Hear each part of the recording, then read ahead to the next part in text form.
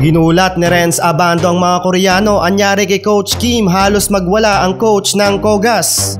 Anyang KJC versus Daegu Kogas. Eto mga idol, uhaw ang kupunan ni na SJ Bilangel sa panalo dahil kasalukuyang kulelat ang kupunan sa standing sa liga na mayroon lamang nag-iisang panalo at 10 talo. Opening ng first quarter, pinahype agad ni Abando ang crowd. Yun nga lang mga idol, nasuka ata ang ring sa alley-oop dunk ni Renz Abando. Nakapag-draw pa ng foul sila kay.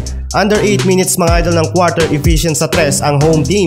Pero pamatay sunog din mga idol sa tres ang sagot ng anyang. Abando with 2 points mga idol and 1 play. Up by 4 points mga idol ang visiting teams at nakipag 1-on-1 pa si Abando sa painted area. Lobo na mga idol sa 7 ang lamang ng KJC. Abando steal with 3 points, shot naman ni Monroe.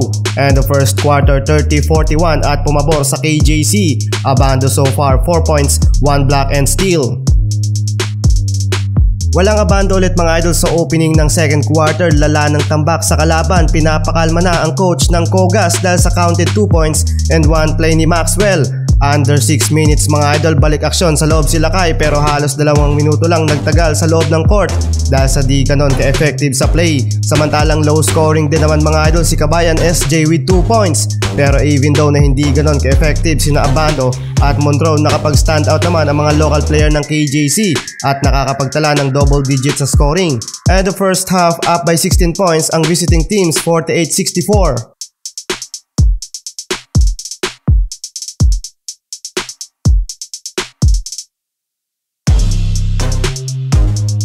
Third quarter tayo mga idol, biglang nagka-problema kay Monroe. Uminda ng mapanga ni SJ Bilangel, securing ata mga idol ng panalo si Coach Kim dahil wala pa ring Abando sa loob ng court. Pero under 6 minutes, balik ulit sa loob ng court sila kay. May gustong patunayan si Renz Abando.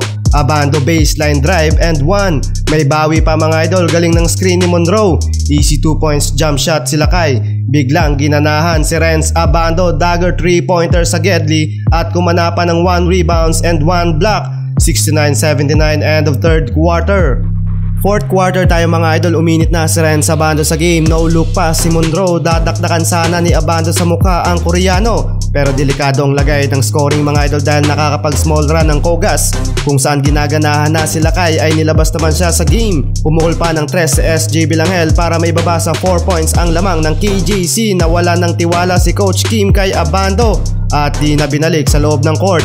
Final score mga idol 98-93. Abando with 9 points, 1 rebound, assist, steal and block sa loob ng 18 minutes playing time.